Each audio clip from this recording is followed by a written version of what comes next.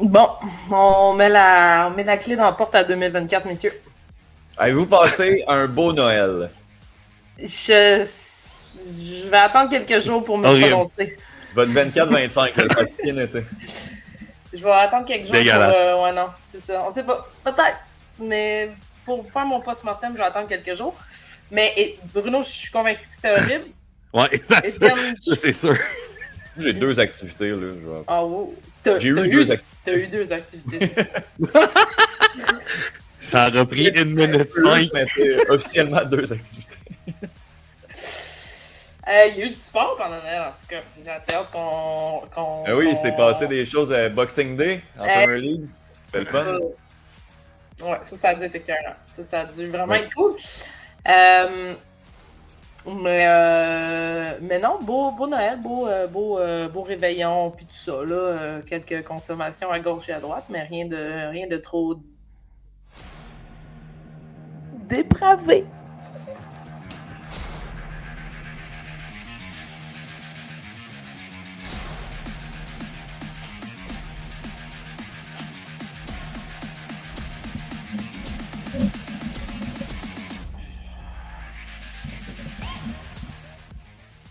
Non, ta bière est vraiment opaque, hein?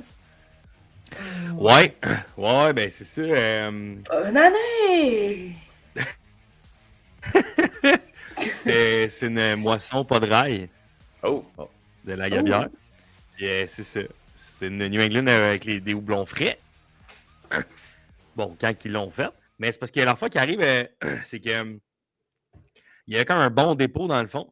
Fait que là, je l'ai comme shaké. Parce qu'initialement, elle était. On voyait à travers. Puis là, j'ai rajouté un peu du dépôt. Puis là, opaque. À l'écran, elle a vraiment l'air d'une couleur horrible. Ah ouais, c'est ça. Mais au goût, ça va. C'est correct. Hey, messieurs, bienvenue à l'épisode de fin d'année. On dirait quasiment qu'on est de retour dans nos belles années d'épisodes de fin d'année, quand on faisait ça à distance.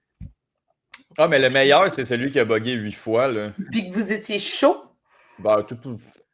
Puis moi, j'étais en instance de divorce à la maison. Ça, c'était le meilleur, je pense, celui-là. Ben, tout ça pour dire, épisode de fin d'année, on change la formule un peu cette année. Nos vies, nos trains de vie font en sorte que peut-être que se réunir du côté de la Rive-Sud ou de la Rive-Nord devenait peut-être un petit peu plus complexe.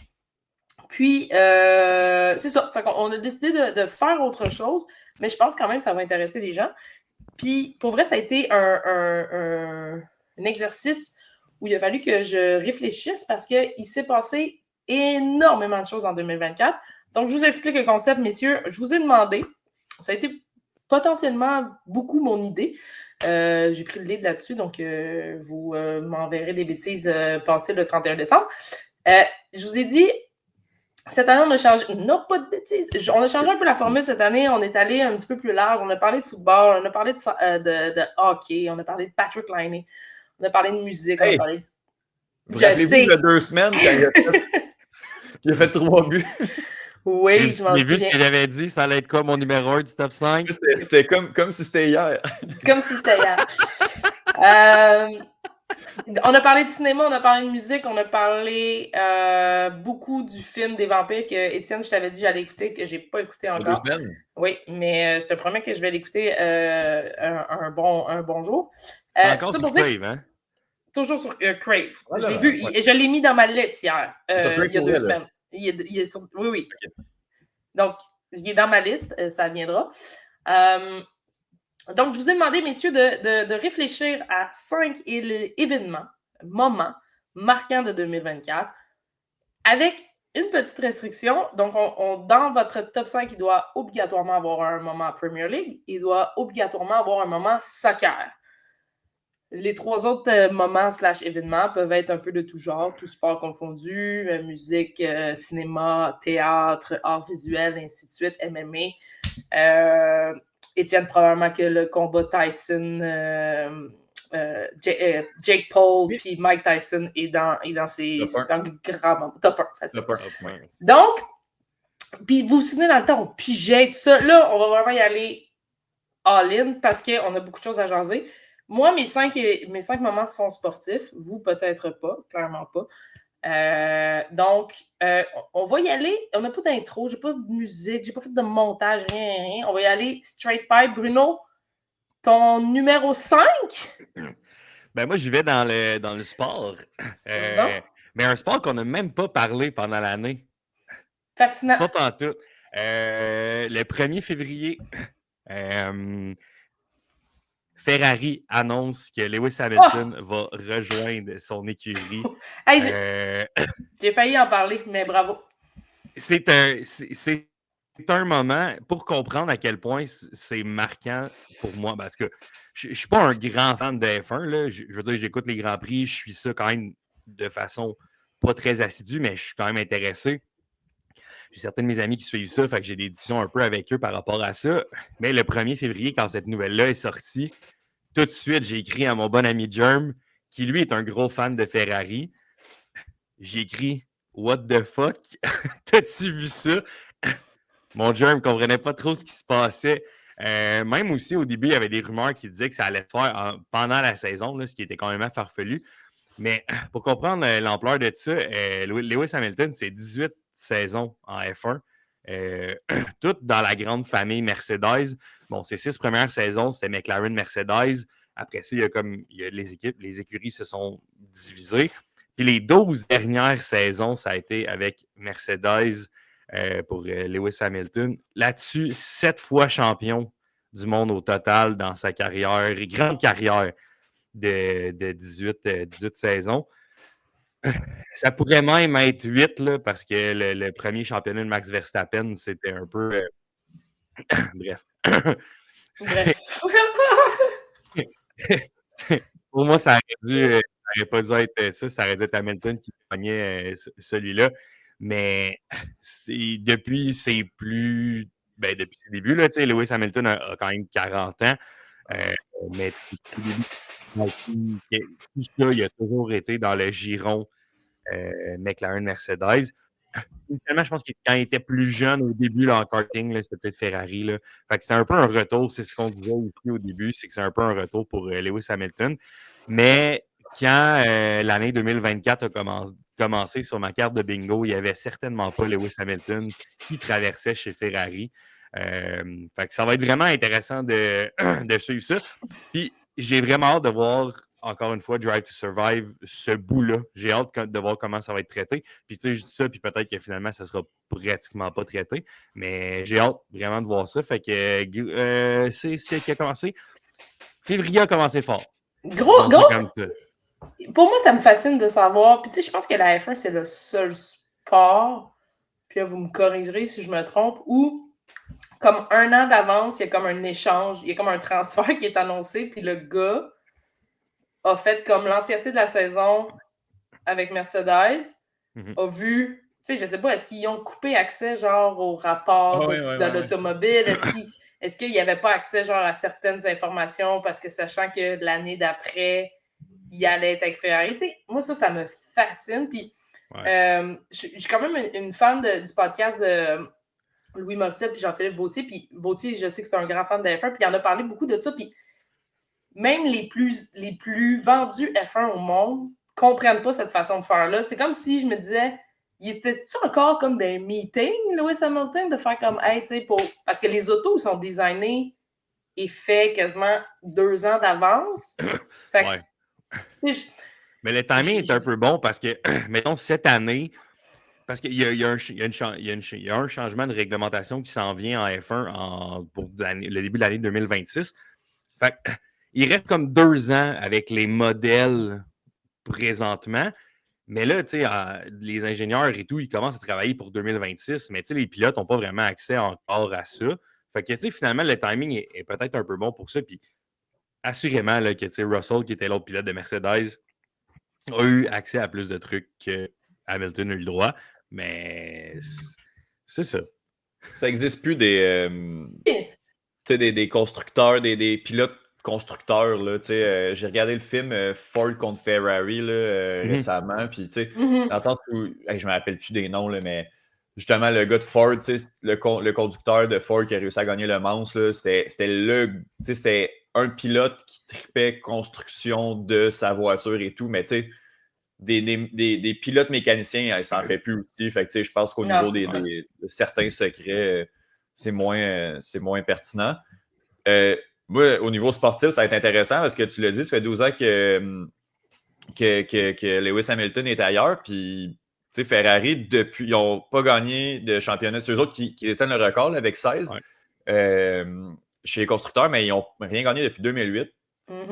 2008, la dernière fois qu'il y a un pilote qui a remporté le championnat des pilotes, c'était Kimi Raikkonen. De chez Ferrari, c'était Kimi Raikkonen en 2007. Ferrari avait fait un doublé cette année-là aussi avec le championnat des constructeurs, mais je pense que moi, personnellement, au niveau sportif, c'est ça qui m'intéresse le plus, c'est de voir est-ce que Lewis Hamilton, maintenant qu'on lui met une Ferrari dans les mains, va être capable de donner les lettres de noblesse à ce constructeur-là. Moi, c'est le côté qui m'intéresse le plus pour 2025.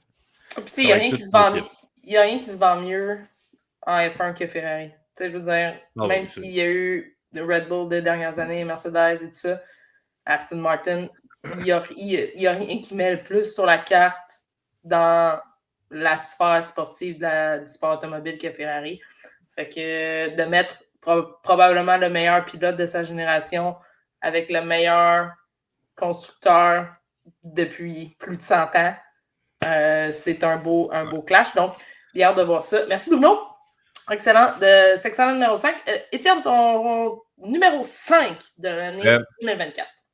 Tu n'avais pas ranké? Non, je n'ai pas ranké. Là, je sens comprendre qu'il y a peut-être un peu de lag au niveau de la collection, mais moi, je vous ai entendu super bien depuis le début. Fait que si jamais, je pense que le recording est très, très bon quand même. Donc, moi, ça va. Moi, si jamais il y a des petits bugs à ce niveau-là. Mais moi, j'ai rien ranké, mais je vais y aller avec l'affaire la moins excitante, là, dans le sens où comme il fallait qu'on ait un truc Premier League. Moi, j'étais un fan de Manu. Fait que, on a gagné la FA Cup. OK, oui! Mais pour elle, c'était un trophée. C'est hot. Niveau Premier League, niveau excitation, moi, personnellement, j'étais content. Je ne me rappelle même pas d'avoir regardé la game, en fait. Là, c'est tout le même. Je pense que tu la regardais pas et que moi et Bruno, on la regardait et que c'est comme finalement nous autres qui ont fait genre, Étienne, tu gagnes. Ouais, ça se peut vraiment. De fait, comme. Mais, tu sais. Le CDF Cup. C'est un trophée, c'est un beau trophée. Puis ça a gardé la job. Ça a donné du temps à Ten Hag qui finalement n'a pas. Absolument. En tout cas, bref, on est moins dans le côté sportif, là, mais présentement, les résultats d'Amorim sont égaux à ceux de Ten Hag, là, ce qui prouve que le problème, c'était visuellement pas le coach. Mais s'il y avait une structure plus intéressante, c'est peut-être ça qui me donne un peu plus espoir. On a ri de la cantinière là, qui est partie, mais s'il y avait une structure, s'il y amène plus de discipline, je pense que c'est là que les résultats vont commencer à suivre. Fait que, comme pour Manu, message d'espoir pour 2025, auquel je ne crois pas tant que ça, mais c'est tout à quoi je peux me rattraper. Pour... il y a de l'espoir. Là. Vous avez battu City il y a 2 semaines. Oui, deux fois, justement. Mais là, j'ai pas mis mon shirt de Brighton pour rien parce que au final, l'équipe que je suis plus excité quand ils gagnent de 2024, pour moi, c'est Brighton. Puis genre, oui, cette année est un petit peu plus difficile, quoique. Elle est fun à regarder cette équipe-là. Puis, il y a comme 10 buteurs différents depuis le début de l'année. On marque des buts, tout le monde participe. Pervis Astounian est revenu en forme. Puis tout. Puis, au final, c'est l'équipe que je suis plus content de voir. Fait comme, let's go. Je souhaite du mieux à Manu, puis je souhaite du très bien à Brighton au final. Fait que, moi, ce serait mon moment Premier League. Là. Ben, merci. J'ai pas Cole Palmer, là. J'ai pas. Pas de score, j'ai rien. Là. Garnacho. Le fait, c'est qu'il est le fun, mais. La petite soupe. Ouais. Ben, comme je disais avant qu'on commence à Justine, je considère pas que ça a été une grande année au niveau des événements Premier League. Il n'y a pas. Mais c'est ça. C'est ça. Man City a encore gagné. Fait que on est un peu blasé de tout ça. Puis c'est ce qui fait que la saison 2024-2025 est excitante. En ce moment, il y a quelque chose qui se passe avec potentiellement 5 ou 6 équipes Le Boxing Day était incroyable. Le Boxing Day était incroyable.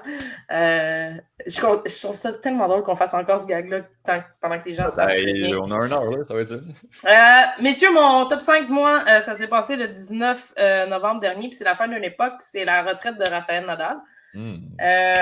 Pour moi, Rafael Nadal, je l'ai toujours préféré à Roger Federer parce que j'aime le fun dans la vie. Et le drame, c'est ça. Et le drame, ça me rejoint moins. C'est un peu comme la comparaison au hockey Ovechkin. Oui, Messi Ronaldo, c'est la même chose. On a quand même vécu dans une époque où on a eu ces 3 grands duos-là, si on veut. Federer et Nadal, bon, les 2 retraités aujourd'hui. Rafael Nadal, pour moi, c'est le style de tennis qu'il a joué pendant toutes ces années-là. C'était à la fois stressant, mais ô combien excitant. Donc, il prend sa retraite à l'âge de, si je ne me trompe pas, 39 ans. À l'âge de Yédu, là. À l'âge de Yédu. Il est magané, Rafael Nadal, les genoux, les chevilles, les épaules. Il est moins blessé, là. Oui, il a été blessé souvent. C'est Monsieur Terre battue, donc à tout jamais. Je ne pense pas que ce record-là va être un jour battu. De 12 Roland-Garros ou 13 Roland-Garros. On tombe dans une période. Sur terre battue en carrière. On tombe dans une période creuse du tennis masculin et du tennis en général, il ne faut pas se le cacher. Donc, tu sais, moi qui ai suivi le tennis beaucoup, il y a de cela, mettons 5-6 ans, là, je m'y perds un petit peu plus. Il n'y a pas de personne qui domine quand, pendant les 20 dernières années, il y avait 4 gars qui dominaient le show. Fait on tombe dans une période un petit peu plus creuse, puis ça va prendre un regain. Est-ce que ça sera les Arabes, les Émirates arabes qui vont venir mettre un peu de leur grain de sel dans la TPA et la WTA, peut-être? Mais tout ça pour dire, Rafael Nadal, champion, merci pour tout ça et de m'avoir un peu éveillé sexuellement aussi à l'âge de 14, 15, 16 ans. Pour ces culottes courtes. Voilà. Mais tu sais, je veux dire, l'intérêt, je vais skipper là. Mais l'intérêt au niveau du tennis aussi, tu sais, oui, ça a peut-être un peu diminué, mais tu sais, il s'agit que Félix revienne dans les sommets, puis... on va le suivre! Tu sais, il y a eu une saison difficile, là, vraiment, là, la dernière saison, mais tu sais, il s'agit qu'il reparte sur une bonne lancée, puis, ben, je veux dire, on l'a vu on va assurément en parler de cet événement-là, ben, en général, mais on l'a vu aux Olympiques. Félix a été incroyable pendant ces 2 semaines-là. A réussi à ramener une médaille en double, je ne me trompe pas, puis il s'est incliné pour la médaille de bronze dans le simple. Fait que tout ça, s'il peut poursuivre là-dessus, puis il peut revenir, ça peut devenir intéressant parce qu'il reste que le tennis au Canada, du côté masculin, est plus en santé qu'il l'a probablement jamais été. Puis du côté féminin, peut-être pas autant, parce qu'il y a quand même eu des belles années avec Bianca Andreescu, puis avec même Eugénie Bouchard, là, qui a eu un certain temps. Mais là, c'est peut-être un peu moins ça. Mais en tout cas, j'ai hâte de voir dans le futur. Oui, puis, tu sais, au-delà de, mettons, les 4 gars qui ont dominé le tennis masculin depuis plus de 20 ans, il y a aussi du côté féminin où on a eu une Serena Williams, une Maria Sharapova, fait on a eu également des filles, des femmes qui ont été extrêmement bonnes et dominantes. Il faut que le tennis se retrouve, il faut qu'on essaie de rendre ça un petit peu plus le fun. Le golf est en train de le faire un petit peu. Il y a une autre ligue qui s'est créée. Il y a des trucs qui sont en train de se faire. Si on veut intéresser les gens au tennis, parce que là, on n'a plus 4 gars qui dominent le show, ça va prendre des... Je ne sais pas ce que ça va prendre exactement, mais pour l'instant, moi, à part, mettons, 2 ou 3 gars sur le show, je ne peux pas vraiment dire qui est quoi, puis c'est quand le calendrier, puis c'est quand les tournois. Je connais les 4 grands chelems, ça va, mais le reste, c'est devenu un petit peu flou avec le temps. Donc, je pense qu'on est un peu nostalgique, par contre, parce que, tu sais, je veux dire, on a plus 12-13 ans, puis on n'a plus le temps de regarder les sports. 5 heures de tennis. C'est ça, tu sais, de connaître tous les sports, de connaître. Fait que, tu sais, on peut parler de la F1, des trucs comme ça, mais peut-être que, tu sais, le petit kid qui s'intéresse vraiment au sport, il le sait, ou peut-être qu'il ne sait pas non plus, on ne sait pas, mais je pense que c'est plus dur. C'est plus dur aujourd'hui de s'attacher à, mettons, un joueur de tennis comme ça pouvait l'être jadis, parce qu'il n'y a pas personne qui est vraiment dominant. Tu sais, comme Alcaraz, je pense qu'il va avoir une très belle carrière et une grande carrière, mais c'est pas Rafael Nadal. Fait que, ça sera à voir, mais c'est sûr que les gens de l'ATPA, pas de l'ATPA, de l'ATP puis la WTA ont à se regarder dans le miroir puis faire comme là, on tombe dans un creux de vague où toutes les stars sur qui on a tout basé dans les 20-25 dernières années, tout le monde est à la retraite. Fait que comment je peux faire pour faire mousser ça? C'est sûr qu'un gars comme Félix Auger-Aliassime, bon, s'il revient un peu en forme, ça peut aider dans le show, mais on doit. Tu sais, on se souvient, là, on s'entend, puis ça sera mon dernier rant là-dessus. Là, les filles sont encore payées vraiment moins cher en cas de victoire que les hommes, et ainsi de suite. Donc, on a du travail à faire. Bruno! Oui! Numéro 4! Je vais juste dire une date. Lundi 8 avril. Lundi 8 avril. Ouais. Lundi le 8 avril. Ouf. Ouais, c'est pas une victoire, c'est une annonce. C'est une annonce? Même pas. Oubliez le sport. Le lundi 8 avril 2024, c'était l'éclipse solaire. Ah, oui. C'est bon. C'est le fun, ça. Là, il y a ses lunettes. Bon. Bon, ça y est, merci pour ça. Non, mais pour vrai, ça reste que c'est un événement quand même marquant. On revivra probablement jamais ça, ce qu'on a vécu. Puis, comme je sais qu'on avait déjà parlé, parce que je pense qu'on avait enregistré genre le lendemain ou comme la même journée. Puis, on était genre, tu sais, moi, je me souviens d'avoir dit, je pensais pas que ça m'intéressait avant de l'avoir vécu. Puis là, quand je l'ai vécu, j'ai fait comme tabarouette. C'était le fun, ça. Fait que je vais être vraiment à court parce que dans le fond, il n'y a pas grand-chose à dire par rapport à ça, mais ça reste que 2024, l'éclipse solaire totale était quand même un événement assez particulier. Puis je pense que dans une couple d'années, je vais encore me souvenir d'avoir vécu ça. Fait que c'est ça. C'était pas mal. C'est le genre de truc collectif où on se rappelle tout, on était où. Ouais, exact. Quand on l'a vu. Justine, toi, tu l'avais à Repentigny, oui. Hein? Oui, jusqu'à comme 90%. J'ai pas vu. Il n'a pas fait noir comme dans le prix d'un eau noir, mais j'étais pas sur la réussite, fait que c'était différent, mais on l'a eu comme à 80%, là, peut-être. Ouais. Il faisait plus sombre, mais c'était pas. Ouais. En tout cas, nous, on l'a eu au total. Ouais, vous autres, vous étiez vraiment dans le range. C'est pour ça que les gens ont traversé sur la rive sud cette journée-là, puis que le Fond-Champ-Cartier, c'était le chaos. Merci, Bruno. En effet, lundi 8 avril, je me souviens exactement j'étais où. C'était quelques jours avant ma deuxième petite grippe, là, ma petite grippe d'homme. J'ai oublié ça. Ça aurait pu être un événement marquant. Je vais changer mon numéro 3, finalement. Étienne, numéro 4. C'est le temps du palmarès de mes 10 albums de l'année. Vas-y. Alors, on a... j'ai inclus aussi 2023 parce que, tu sais, puis ça va être comme ça pour les films aussi, mais tu sais, dans le sens comme, tu sais, des fois, il y a des affaires qui sortent, mettons, puis là, tu l'écoutes pas, puis là, tu le découvres, mais je considère quand même que c'est de quoi de l'année, tu sais, parce que... Oui. Orange Flottant, des Lunatiques, à demain peut-être, de Galaxy. Demande spéciale de Bon Enfant. Ça s'invente pas, d'Alex Burger. Album bleu de Marie-Pierre Arthur. Petit Béliveau de Petit Béliveau. OK Bye Bye de Oui Merci. Virinovi de Rose. Le Roi, la Rose, le Loup de Louis-Adrien Cassidy, Ariane Roy et Thierry Larose. Et finalement, Anyway Mommy Love de Marco Emma, qui a été mon coup de cœur de l'année, ma découverte. Marco Emma, voilà. C'était pas mal ça. Je voulais aller rapidement. Y a-t-il quelque chose là-dedans que vous avez écouté? Excuse-moi, Justine, c'était pas du Morgan Wallen, puis... Non, mais... non, j'ai reconnu quelques noms quand même. Puis Rose. Ouais, là, c'est toi qui bug, Justine. Est-ce que vous. Ouais, c'est moi. Hein? Ouais. En fait, c'est peut-être beaucoup pour ma connexion Internet. Là, mais... Allô? Allô, on est là. OK. Rose, c'est dans mon... Ça joue, là. Je l'écoute, là. Je l'entends, là. Je comprends. C'est bien. Ça s'en vient, là. C'est pas déjà là. C'est vraiment solide. C'est bien. Solide.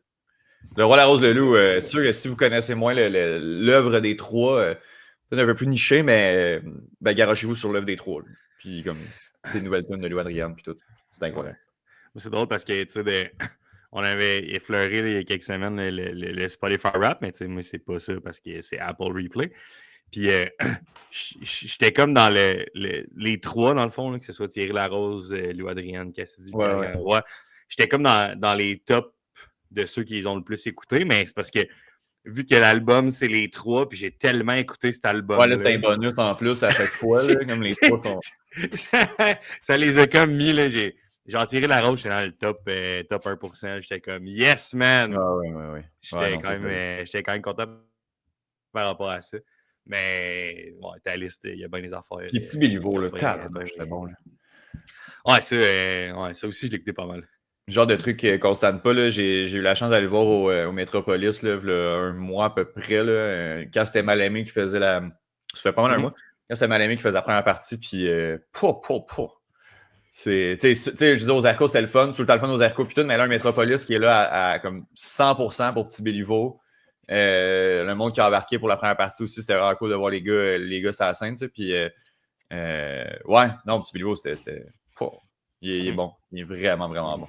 Son album, il est écœurant. Je trouve ça juste dommage qu'en live, il ne fasse pas plus de tunes de son album, comme 2-3 affaires qui mériteraient d'être entendues en live, mais ouais, non, c'était vraiment, vraiment solide. Une belle année musicale, puis je pense que 2025 va être encore aussi solide. Ouais. Merci, Étienne. Merci. Yeah. Pour moi, mon top 4, c'est mon moment Premier League. C'est les 4 buts en 20 minutes de Cole Palmer contre Brighton. Hey, je suis surpris de voir Cole Palmer là-dedans. Tout ça en une demi, évidemment. Là, de 20 minutes, ça s'est passé en une demi. Et il est devenu le premier joueur là, à réaliser cet exploit. 4 buts en première demi. C'est un exploit qui a été battu pour la première fois en 32 ans. Donc, c'est même avant même que ça s'appelle la Premier League. C'est une victoire de 4-2 contre Brighton. C'était, si je ne me trompe pas, début septembre, le 27 septembre exactement. T. Cole Palmer, le gars qui a ramené Chelsea sur la map depuis son arrivée, depuis son transfert de Manchester City. Et si je suis Manchester City en ce moment, je regarde ça et je suis comme Chris! Peut-être que je l'aurais dû le garder pour le futur de mon club versus des petits vieux qui veulent à moitié jouer. Palmer, il a marqué à la 21e, à la 28e, à la 31e et à la 41e minute. Ce qui a inclus un penalty, un long range free kick aussi et 2 autres buts. Donc, Cole, merci. Il est d'un malaise incroyable, Cole Palmer. Il est awkward. Il est en entrevue d'après-match bizarre dans ses réponses. Ce n'est pas un bel homme. Il n'y a rien vraiment pour lui, outre le talent de ses souliers. Donc, bravo. Et je ne sais pas si vous avez vu, Étienne, absolument pas, mais de plus en plus, que ce soit, j'ai vu au basket hier, quand j'écoutais la finale entre il y a 2 semaines, quand j'écoutais la finale entre les Bucks et, je ne me souviens même plus, whatever, de la NBA Cup. Ça fait longtemps. Les joueurs, même si c'est arrivé dans la NFL, les joueurs font la célébration de Cole Palmer. Là, donc, Cole Palmer est rendu un icône dans le monde du sport et c'est la personne la plus awkward que je vois. Donc voilà, messieurs, c'était mon top 4. Bruno, on rentre dans le juicy. Oui. Numéro 3. Yes. Mon numéro 3. Je vais me quitter, je vais aller voir mon Internet, je vais revenir. Oui. Parfait. Mon numéro 3, en fait, c'est. J'étais pas capable en fait, non. J'aurais pu le dissocier, mais en même temps, je trouvais ça important que les deux soient dans mon top 3. C'était les équipes féminines de sport à Montréal. Parce que, dans le fond, le 2 janvier, c'est le premier match de la victoire, là, qui ne s'appelait pas encore la victoire à ce moment-là. Et ça, là, c'est ça comme nom. On ne parle pas là-dessus. Fait que oui, dans le fond, le 1er janvier, au début de l'année, il y a maintenant presque 365 jours. C'était le premier match contre Ottawa. Puis le premier match à Montréal, le 13 janvier, le premier match à Montréal, c'était débile à la Place Belle. J'étais pas là, mais je veux dire, l'ambiance lors de la présentation des joueurs, les larmes de Marie-Philippe Poulin quand elle est présentée, puis avec l'ovation, comme tout ça, c'était quand même malade. Puis après ça, on savait déjà qu'il y avait une équipe de soccer féminine qui allait arriver aussi à Montréal. Mais au mois d'octobre, le 8 octobre, on a dévoilé l'identité et les couleurs, le logo des Roses de Montréal. Il y a aussi quelques joueuses qui ont été annoncées depuis ce temps-là, en fait. Tu veux-tu commenter, Bruno? Je veux dire, c'est pas des joueuses nécessairement que je connais, là, mais en même temps, je dis pas que je m'y connais tant que ça non plus en soccer féminin, là, mais je suis convaincu que je vais apprendre à connaître ces joueuses-là puis que je vais avoir beaucoup de plaisir.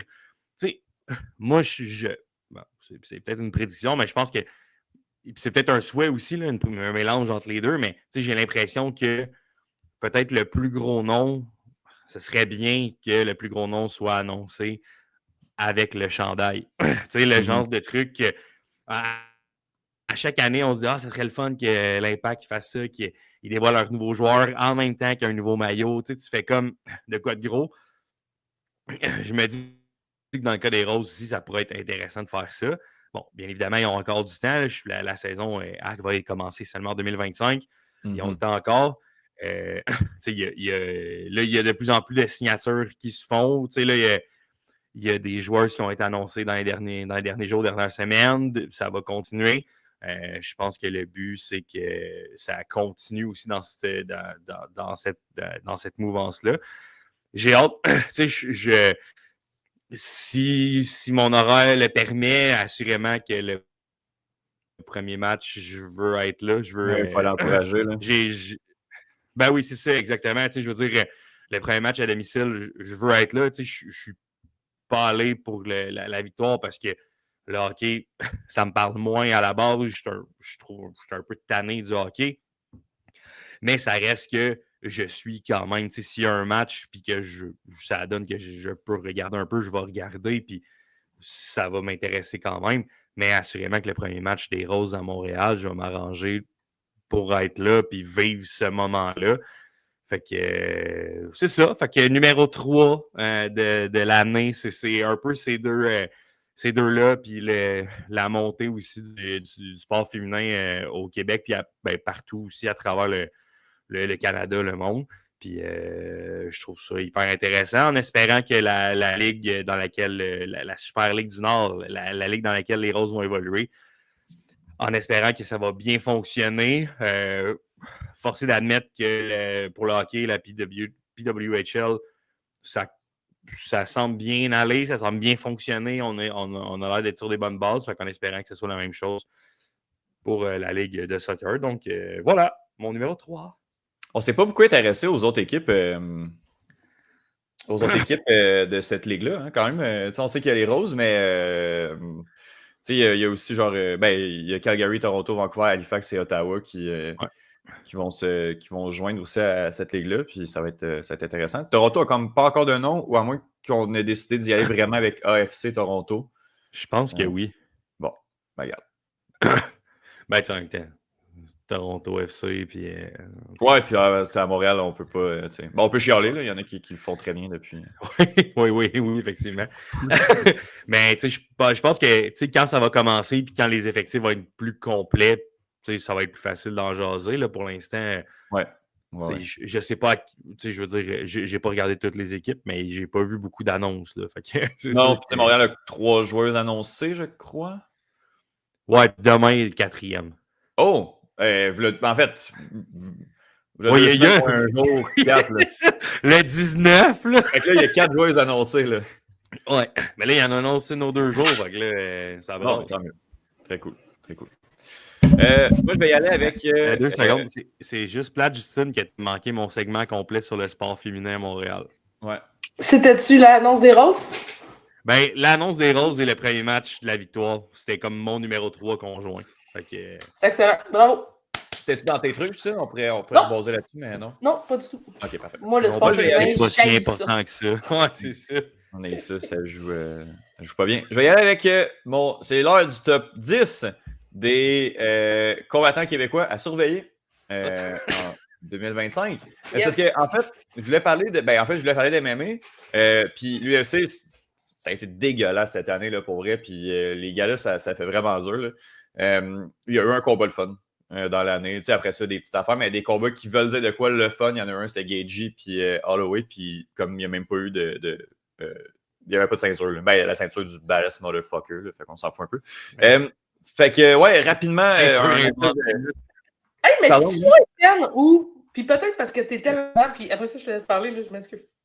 Mais si moi, où on entend moins. Puis je sais que c'est parce qu'on a peut-être moins de Québécois sur le Official Tour ou whatever, comment ça s'appelle. Olivier Aubin, merci. Je pense qu'il est dans une ligue. À retraite. À retraite. Bon, tu vois, il est père de famille et retraité. Georges Saint-Pierre s'est retraité. Mais c'est moi où on entend moins parler de grands combats, de grandes cartes qui s'en viennent. C'est-tu parce qu'un peu comme au tennis, on n'a pas en ce moment de superstars qui gagnent un peu tout? Qu'est-ce qui se passe avec le UFC? Qu'est-ce qui se passe? Pourquoi? Je pourrais partir sur un solid rent, là, mais grosso modo, ce qui s'est passé avec l'UFC, c'est que ça a été acheté en 2017-2018, ça a été acheté par des intérêts étrangers qui sont plus gros que l'UFC. C'est comme, tu sais, c'est une entreprise qui fait du management, souvent d'artistes et tout. Ils ont acheté ça, puis ils n'en ont vraiment rien acheté de l'UFC. Ils ne veulent plus payer les gros fighters. Fait que, tu sais, Conor McGregor, c'est pas pour rien qu'il ne revient pas. Ils ne veulent pas le payer. Entre autres, McGregor, c'est un cas quand même particulier, mais, tu sais, ils ont un contrat avec ESPN. C'est fais-moi 44 galas pendant l'année, puis l'UFC va faire leurs 44 galas no matter what. La moitié des galas, ils se font à l'Apex, qui est comme une espèce de garage d'entrepôt d'entraînement à Las Vegas devant aucun partisan. Mais c'est fascinant qu'on soit passé de. Moi, tu sais, je me souviens, puis je suis pas fan de ça. Puis oui, au-delà de Georges Saint-Pierre, on est passé de hey, il y a un gala dans 2 semaines, 3 semaines, puis il y a un hype autour de ça, puis tu connais la carte, puis tu connais de hey, tel gars, Tyson Fury ou whatever. Là, puis genre, on capote, puis là, j'en entends juste pas parler. Mais je te dirais la même chose au niveau de la boxe. Là. En ce moment, au niveau de la boxe aussi, là, au-delà qu'on avait des Québécois et des Montréalais qui ont runné le show pendant quelques années, c'est très mort les sports de combat en ce moment au niveau des. Tu sais, quand t'es excité pour Jake Paul puis Tyson. C'est ça, quand c'est Jake Paul qui combat, on entend parler assurément. Là. Mais au niveau de l'UFC, on est passé de. Il n'y a pas un assez bon bassin pour faire 44 galas de 12 combats, de 24 combattants par année. Ça n'a comme pas de sens, que la qualité descend beaucoup. Il y a des cartes, là, c'est comme ridicule. Le co-main event, tu n'as aucune idée c'est qui les deux gars qui combattent. Là. Comment tu veux hyper quelque chose quand les gars, c'est leur deuxième combat dans l'UFC chacun? On est passé de, au moins les pay-per-view, les 5 combats, t'es le fun, à, là, les 3 derniers combats du pay-per-view sont le fun, à, là, maintenant, on a 2 fights là, qui se peuvent sur cette carte-là. Puis, tu sais, ça a comme plus de sens. Mais oui, il y a vraiment la qualité du truc a vraiment périclité dans les dernières années. Puis, genre, c'est un phénomène. Là, c'est pas de la nostalgie. C'est vraiment un phénomène. Les cartes sont plus autant stack qu'ils sont. Puis, c'est volume, c'est quantité au-delà de la qualité à l'UFC. Puis ces gars-là, j'imagine. Puis après ça, je te laisse aller avec ton top 10 des combattants surveillés. Mais, tu sais, ces gars-là ont moins d'intérêt aussi à combattre quand ils combattent pour des peanuts versus, mettons, avoir l'opportunité de se battre pour un certain montant puis une ceinture ou quoi que ce soit. On est loin de ce qu'on a vécu entre 2005 et 2018, mettons, là, où c'était pour moi le pic du MMA puis de la UFC. Où, oui, on avait un Québécois qui a runné le show, mais même ça, tu sais, à ce moment-là, j'aurais pu te nommer 4-5 gros combattants de UFC, puis je ne suis pas une fan des armes. Non, c'est ça. Non, c'est pour ça que c'est pour ça, les amis, qu'il faut aller voir sur un MMA local, parce que c'est là que ça se passe, c'est là qu'il y a des storylines le fun, parce que les gars, ils se connaissent, puis ils commencent à avoir de meilleurs combats, surtout avec Samouraï MMA. Fait que je vais vous parler de comme, tu sais, 10 gars qu'on verra pas nécessairement sur la scène locale, parce que y en a qui ont signé ailleurs, parce que Samouraï est rendu là d'avoir réussi à pousser des gars à aller combattre à l'international, que ce soit à l'UFC ou Bellator. Fait que, tu sais, rapidement, mettons, Olivier Poisson a fait ses débuts pro cette année. Il est 2-0, 2 victoires, 0 défaites. Ça a vraiment bien été. Ça va être le fun à voir. Mehdi Zaidvan, 6 combats plus, il va être vraiment solide. Il est 5-0 et un match arrêt technique. Là. Il a donné un coup d'un gosse, puis le gars n'a pas pu continuer. Fait que ça finit nul. Adam Posner, c'est pas un Québécois, mais c'est le combattant canadien le plus gros prospect canadien là, depuis un sale bout, ce gars-là. Il s'en va dans une grosse ligue. Il a 19 ans. Il fait 6 pieds 2. Il est 4 victoires, 0 défaites. À 19 ans, virer pro, puis détruire tes gars comme ça, c'est incroyable. C'est tout un bonhomme. Adam Posner, retenez ce nom-là. Julien Leblanc va avoir des belles opportunités à Samouraï cette année. Ça va être vraiment le fun. Et finalement, pour finir ces mentions spéciales, Johan Lennes, qui est à l'UFC, qui s'est fait virer de l'UFC, qui a fait un gros combat de retour. Il semble être en confiance. Il a 10 victoires, 3 défaites chez les professionnels. Sur la scène locale, il a tout détruit sur son passage, même avant son départ à l'UFC. Le gars veut revenir dans le gros show. Ça va être difficile pour lui, mais s'il peut revenir et donner des gros combats, je serais vraiment content pour Johan Lennes. Ce qui mène à mon top 4, probablement des combattants les plus prometteurs présentement là, de Québécois. Karim Enienne, il est 4 victoires, 0 défaites. C'est un petit gars de Laval. Il commence à se battre au Québec. C'est battu en Ontario avant. Là, on va lui donner beaucoup plus d'opportunités avec Samouraï MMA. Cool. Gros combattant. C'est un 135 livres. Il a livré toute une guerre à son dernier combat. Vraiment intéressant à suivre pour 2025. Danny Mallette, qui a fait 2 gros combats. Lui, il a un nom de bandit en esti. Danny Mallette, un beau de Québec. Lui, c'est un bandit, c'est sûr. Un talent, comme on pourrait dire. Là. Si tu écoutes ça, Danny... Non, on l'aime, Danny. On l'aime, Danny. Pour vrai, il est vraiment drôle de bonhomme. Mais 6 victoires, 1 défaite. Sa défaite, c'était contre Joe Ramsey. Puis il a réussi à la venger de manière impressionnante, cette défaite-là. Puis il est quand même âgé, mais c'est vraiment un gros showman. Il est incroyable. Il a déjà callé out Johan Lennes, puis honnêtement, je ne sais pas qui gagne ce fight-là. Ça va être vraiment intéressant. Fait que 2025, grosse année pour Danny Mallette. Finalement, mon boy Alain Majoric, en 135 livres, il est 4 victoires, 0 défaites. Il vient de Gatineau. Il va avoir son title shot, une chance pour le titre, à Gatineau au mois de mars prochain. Ça va être vraiment le fun. Là. C'est là, ça passe sa cause aussi. Alain, c'est un gars qui est quand même assez âgé. Fait que s'il va aller dans une grosse ligue, ça va être 2025 que ça va se passer. Cool. Parlant de grosse ligue, Frédéric Duprat, 8 victoires, 1 défaite. Depuis le retour de la pandémie, depuis Samouraï MMA, Fred a perdu aucun match. Il a défendu sa ceinture de brillante manière contre Jesse Arnett. C'est un des plus grands gars de soumission qu'on a au Québec, même au Canada. Il a réussi à montrer qu'il est capable de se battre debout aussi. Et il a signé au Bellator.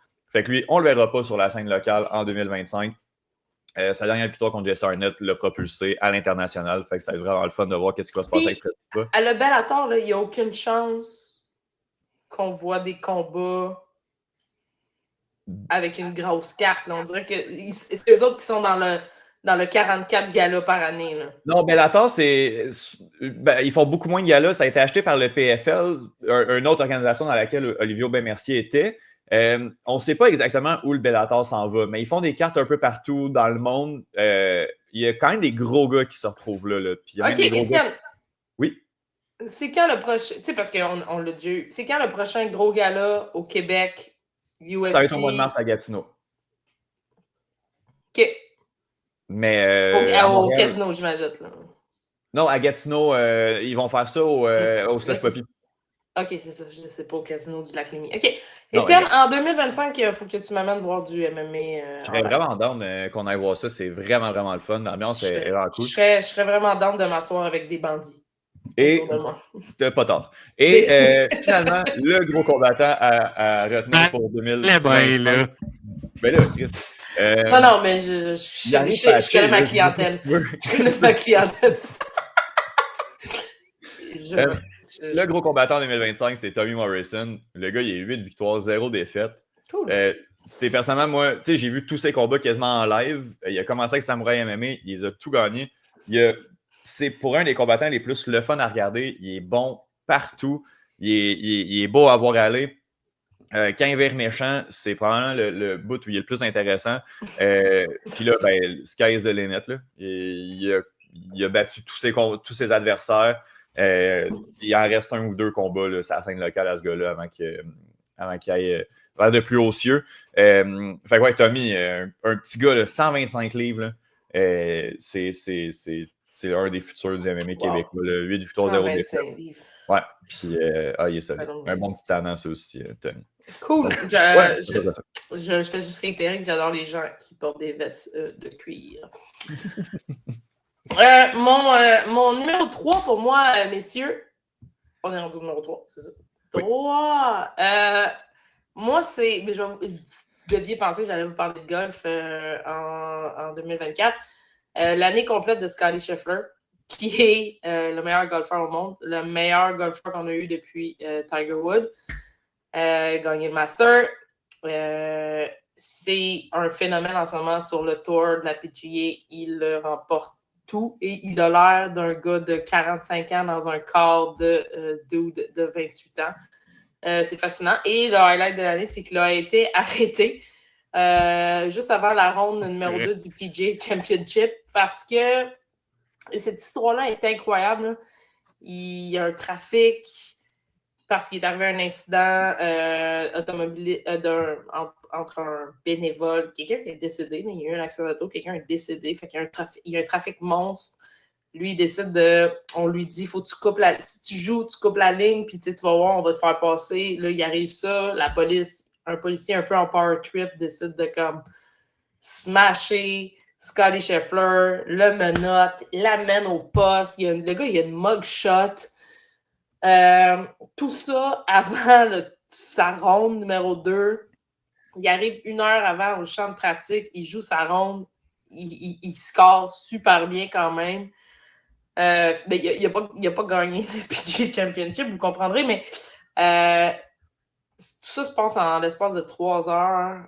C'est la folie. On ne comprend pas. Puis, tu sais, jamais Scottie Scheffler a mentionné, puis on a vu par la suite là, les vidéos du body cam de la police et tout ça. Jamais il mentionne genre, hey, je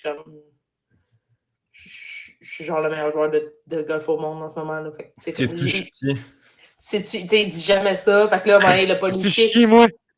Le policier dans le shop, là, il y a comme Scottie Scheffler attaché en arrière, puis il est comme, hey, tu peux-tu juste comme prendre mon téléphone puis dire à mon agent que genre là, il arrive quelque chose, puis il est comme, OK, ouais, toi t'es qui? Ben, il dit, moi j'allais jouer, là, je startais à 10h15 le matin. Ah, OK, tu joues, ouais. Puis personne ne reconnaît que c'est Scottie Scheffler. Cette histoire-là est loufoque, incroyable. Finalement, on apprend quelques semaines plus tard que ce policier-là a été suspendu parce qu'il est arrivé d'autres choses dans son dossier. Une histoire rocambolesque qui est venue faire un peu d'ombre, mais très, très, très, très à court terme sur la merveilleuse saison qu'a eu Scottie Scheffler en 2024. Le meilleur joueur de golf au monde, le joueur le plus constant. Ça va y en prendre beaucoup pour égaler Tiger Woods dans plusieurs records qu'il a. Ça n'arrivera probablement pas. Surtout pour le nombre de femmes. Surtout pour le nombre de femmes, parce que Scottie Scheffler il vient du Texas, la même blonde depuis secondaire 4, et voilà. Scottie Scheffler, saison 2024, incroyable. Il a remporté plus de 30 millions de dollars en 2024. Meilleure saison qu'on a jamais vue d'un golfeur. Incroyable. Voilà, merci Scottie. C'est pour vrai la première fois que j'entends ce nom-là. Là. Scottie Scheffler? Oui, je te jure, pour vrai. C'est fascinant, ça, quand même. Je viens d'aller voir une photo. Là. Ce gars-là est né littéralement jour pour jour, 2 semaines avant moi. Là. Ouais. Il a 28 ans. Il a l'air d'en avoir 42. Là. Excuse-moi, je me suis trompé de quelques chiffres. Il a remporté 62 millions. Ah, bon, c'est le double. En 2024, excusez-moi. Ah, c'est ça, c'est juste le double de ce que tu nous avais annoncé. Excuse-moi. Ce qui fait 3,2 millions par événement de la PGA. Ce qui fait 829 000 par ronde de golf. 184 000 $, mais surtout 12 000 $ du shot. 12 000 $ du coup de golf. Ouais, c'est ça que ça vaut. Hein. Fait que quand vous vous direz combien de temps ça me prend faire 12 000 $, puis que vous vous rendrez compte que ça prend 3 mois, Un jour de galaxie. Hein. Voilà. 62,2 millions de dollars qu'il a gagné en 2024 sur le tour. C'est le meilleur joueur au monde. Et il entame la saison 2025 avec le titre de joueur numéro 1 au classement général. Voilà, Scottie Scheffler. Bravo. Yeah. Bruno, on rentre dans le Krusty. Ouais, Ton top. Mon numéro 2. Ton numéro 2. Mon numéro 2, ça va être ma parenthèse musique. En fait, c'est la sortie du dernier album des Cowboys, l'album Pub Royal. Pas parce que c'est un album incroyable, mais parce que c'était assurément le dernier album Voilà. de tout ça, de cette histoire-là. Fait que, je pense qu'il n'y a pas, comme j'ai dit, il y a pas, c'est pas un grand album, mais on a juste voulu sortir quelque chose avec ce qu'on avait. Puis, après ça, je comprends, il n'y a pas de problème. La fin du show reste quand même une chanson qui va probablement perdurer dans le temps puis qu'on va entendre encore pendant une couple d'années. Il y a des chansons qui ont du sens sur cet album-là aussi, évidemment, mais c'est pas, c'est ça, on est loin de ce qui était sorti avant, mais ça reste que c'était quand même marquant pour moi parce que, bon, les Cowboys, on en avait déjà parlé l'année passée lors de la mort de Carl Tremblay. C'est un groupe qui, je pense que pour les trois, c'est un groupe qui a été quand même assez marquant dans notre vie. Fait que de fermer cette boucle-là, je pense que c'était quand même important. Puis, c'est pas mal ça. C'est sorti le jeudi 25 avril. Au lieu de la qualité de l'album, là, c'est tellement le fun pour un artiste d'avoir un leg musical comme ça, de pouvoir chanter ta mort ou chanter ta mort carrément dans la fin du show, quoi que oui, la tune a été faite pour la comédie musicale, mais de laisser ce leg-là, il n'y a pas beaucoup d'artistes qui l'ont fait. Il y a des très grands, Leonard Cohen, David Bowie, des trucs comme ça, mais je compare pas les trois ensemble, mais juste de pouvoir laisser ça dans l'univers à titre posthume, c'est beau, c'est vraiment le fun. C'est impressionnant. Absolument. Excellent. Comme tu dis, c'est pas un excellent album, mais c'est quelque chose qui va transcender les années et les âges de tous. Donc, mais ça a mis un beau clos à tout ça. Je pense ça a mis une belle fin à tout ça. Étienne, numéro 2. Là, avez-vous parlé de l'Impact, là, vous autres? Oui, j'ai pas parlé de l'Impact. J'ai pas de moment Impact pour Ah ouais. Hey, moi, là, genre, pour vrai, là. Quoi? C'est même pas une joke. Ça me surprend même pas que ça soit toi qui ait un moment Impact, en fait. Montréal-Atlanta. T'es le gars qui a le plus capoté sur l'Impact en 2024. Ben, moi, je veux juste être diverti au stade, puis je veux juste avoir du fun, puis le match contre Atlanta, c'était un match qui a eu du fun. Ouais, c'était tellement le fun, là. Ouais, genre, au-delà du résultat, là, genre, comme remonter de même. Pour cette équipe-là, qui en a quand même, tu sais, entre les deux oreilles, ça n'a pas été facile tout au long de l'année. De réussir à remonter ça, un 2-0 de même, là, en milieu de saison, ça serait jamais, même 3 semaines avant, ça serait jamais arrivé de remonter de ça, en fait, de ce déficit-là. Après le match où j'étais à Cincinnati, le 31 août, ben, ça, c'est après le 5-0, ça? Oui, on a perdu 4-1 à Cincinnati. Oui, le 24 août. Le 24 août, 5-0. Le 31 août, 4-1 contre Cincinnati. J'étais comme, bon, c'est terminé. C'est-à-dire que 2 mois plus tard, on réussit à aller en série, de vivre une séance de pénaux à la maison. C'était vraiment le fun. Moi, honnêtement, puis je le dis souvent depuis quelques années, les résultats, j'en ai un peu rien à foutre. Je veux que l'Impact gagne. Je ne suis pas épais non plus, mais au final, je paye beaucoup d'argent. Je vais pas en fin de saison parce que je pense que c'est le seul match que j'ai fait depuis 5-0. Comme nous autres, là, on a le tunnel à traverser. C'est fucking long aller au stade. C'est genre, ça coûte cher. La bouffe est pas bonne. La bière est correcte. Là, après ça, oui, j'étais avec des amis, mais genre, au final, je me tape, au retour, c'est fucking long parce qu'il y a du trafic pour dépenser de l'argent. Pour qu'au final, l'autre fois, je me fais taper un 5-0 d'en face, puis que la personne qui chante l'hymne national ne se rappelle même pas des paroles. Genre. Je suis comme, les amis, là, comme ça, le spectacle est de piètre qualité. J'essaie de juste plus y aller parce que de toute façon, les shows recommençaient. Puis si je peux aller faire un 250$ de type à un show que j'aime, j'irai pas aller dépenser un 60 à une game de cul. Là. Fait que tu sais, c'est un peu pour ça, mais tu sais, la game contre San Luis au mois de juillet, je pense, c'était vraiment le fun. La game contre l'Atlanta, c'était un beau moment. C'était fun. L'égalisation était incroyable. Le péno à la fin, la séance de péno, moi, c'est tout ce que je demande. J'ai été diverti, j'ai eu du fun, on a vécu un moment. J'en veux juste de plus de ces trucs-là. Qu'on a vécu beaucoup avec Wilfred Nancy quand même. Ouais. Oui, puis, tu sais, pour vrai, en 2024, les moments, le fun pour le CF Montréal, ça se compte comme une main. Ouais. Mais la constante, c'est une des constantes des moments le fun pour la saison de l'Impact, c'est Atlanta, parce que tu te souviens au congrès, Justine, la victoire contre Atlanta. Moi, je prends ma marche. Sur un ordinateur de bonne fortune parce que je suis pas capable de streamer sur la TV. À l'hôtel Bonaventure, avant le désastre du lendemain. Mais c'était comme...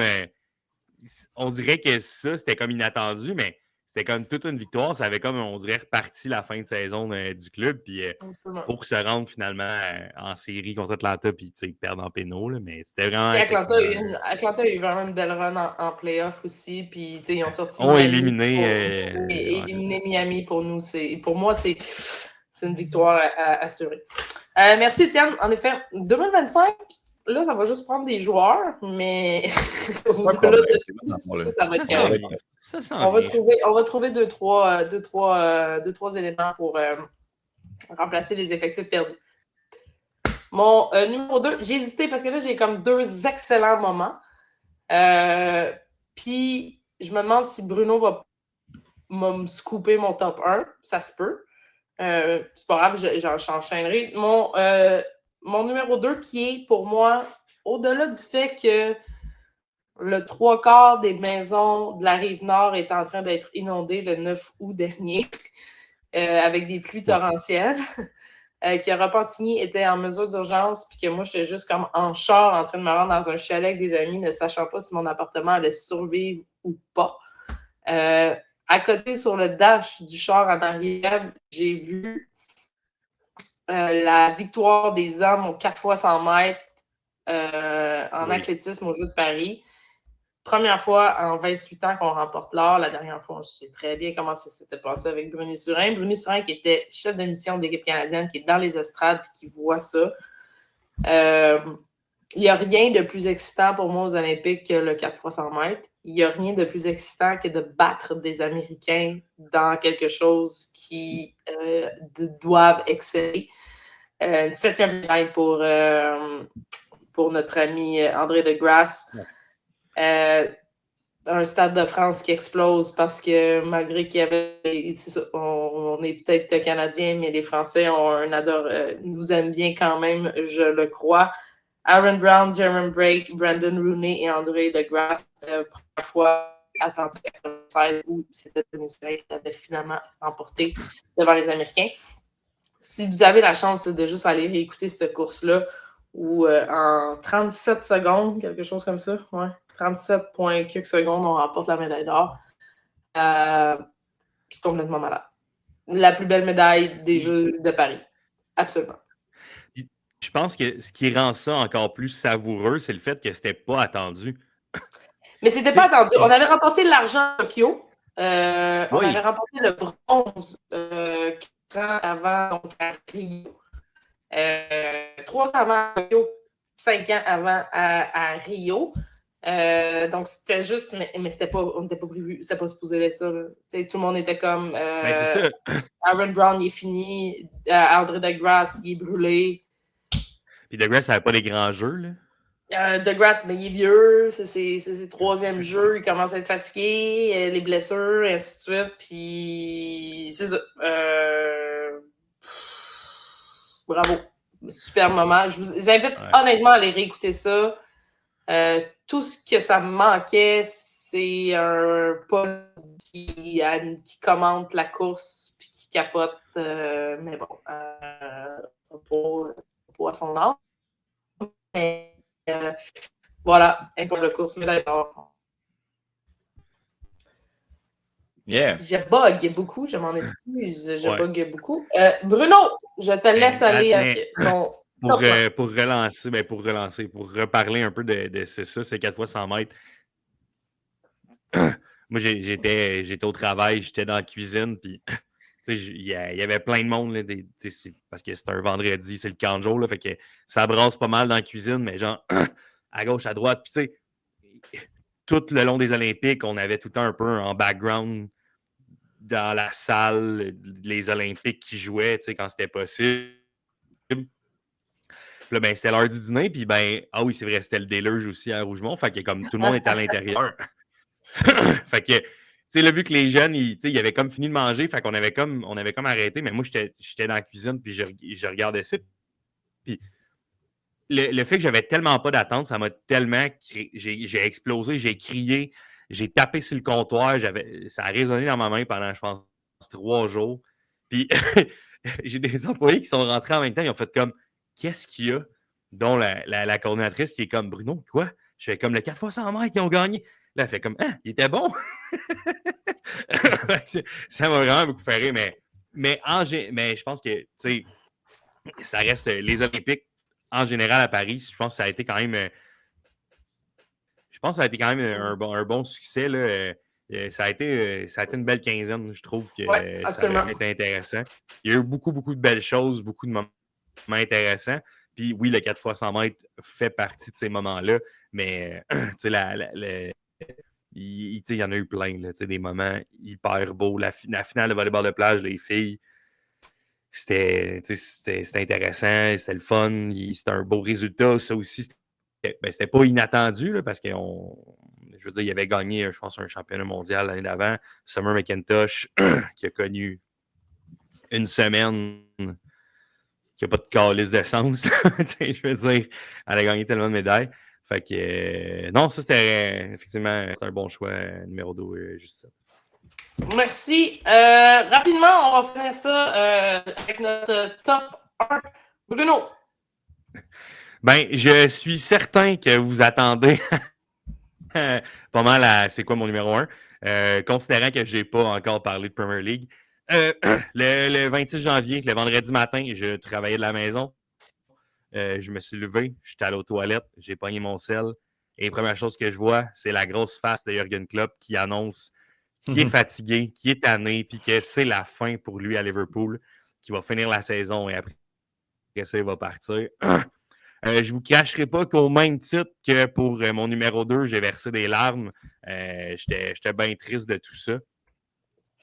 J'étais comme, quoi? Pourquoi? Qu'est-ce qui se... Mais tu sais, en même temps, je comprends, c'est important aussi. Ça prouve à quel point c'est important de prendre soin de soi quand on voit qu'on n'est plus capable.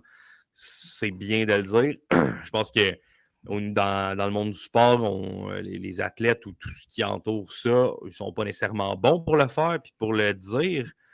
Fait que de voir un coach qui est quand même reconnu, là, je veux dire, c'est pas juste parce que c'était mon coach à Liverpool. Là, je pense que ça reste que c'est un coach qui est connu pas mal par ceux qui suivent le foot à travers le monde. Puis d'annoncer ça comme ça, de dire « Hey, moi, c'est assez, je suis plus capable, je suis brûlé, je m'en vais. » Ça a donné quand même une ride intéressante. Tu sais, oui, Liverpool était encore dans la course à ce moment-là. Ça a été un peu moins bien après les blessures, tout ça. Mais au final, les derniers matchs de la saison, l'hommage, tout ça. Puis Klopp qui finissait de la manière la plus Klopp possible en chantant le nom d'Arne Slot, alors que c'était pas officiel, mais les rumeurs voulaient pas mal que ça s'en aille vers ça. C'était un moment pour moi assez iconique de la part de Jürgen Klopp, mais c'est l'homme aux 1001 mimes, c'est un coach avec beaucoup de personnalité, c'est un gars le fun. Là, présentement, on a complètement l'opposé. Slot est très posé, très calme, mais bon, les résultats sont là, fait que je t'aime, monsieur Slot, il n'y a pas de problème. Mais cette annonce-là a vraiment été marquante. Puis pour moi, il n'y a rien qui, je veux dire, qui accote ça dans l'année 2024 en Premier League, puis en tout cas pour moi personnellement, là, parce que juste Premier League, pour moi, il n'y a rien qui a de ça, puis pour moi, personnellement, pour 2024, il n'y a rien qui a de ça. Fait que c'était ça. C'était bien cool, Jürgen. Tu reviens à la maison quand tu veux. Drop the mic. Merci, Jürgen. On se pose où va-t-il atterrir dans 18 mois? Quelle est la question?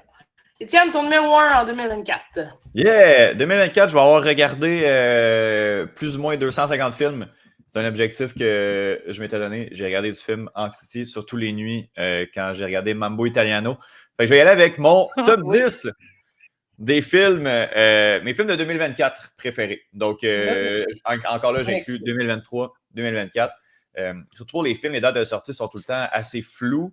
Il y en a qui sortent en 2023 parce qu'ils sont en festival, mais ils sortent comme un an et demi après au cinéma. Fait que je vais y aller vraiment comme ça. Je vais y aller. En fait, tu sais, sur Letterboxd, là, qui est comme le site où on peut noter pas mal tout, en fait, j'ai 11 films qui incluent 4 étoiles et demie ou 5 étoiles. Fait que je vais juste y aller, comme je vais aller rapidement là, avec mes 4 étoiles et demie.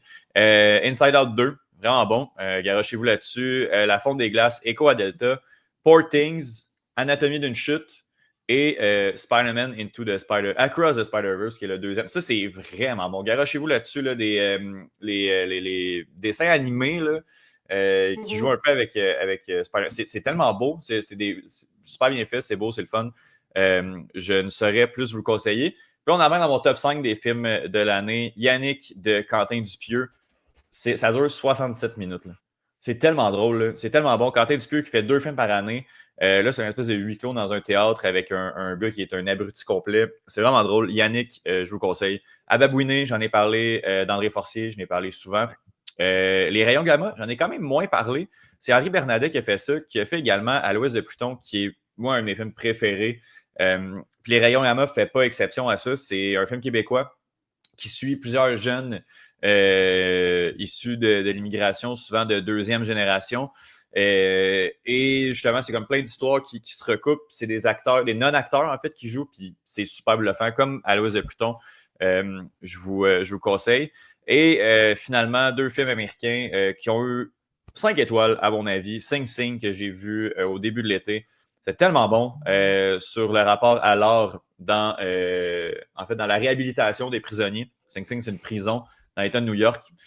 Sécurité maximale, je crois. Et le rôle que l'art peut avoir là-dedans, c'est vraiment bon. Puis encore là, on parle de non-acteurs, dans la majorité des cas. Des gars qui viennent de Sing Sing, qui sont sortis et qui jouent dans le film.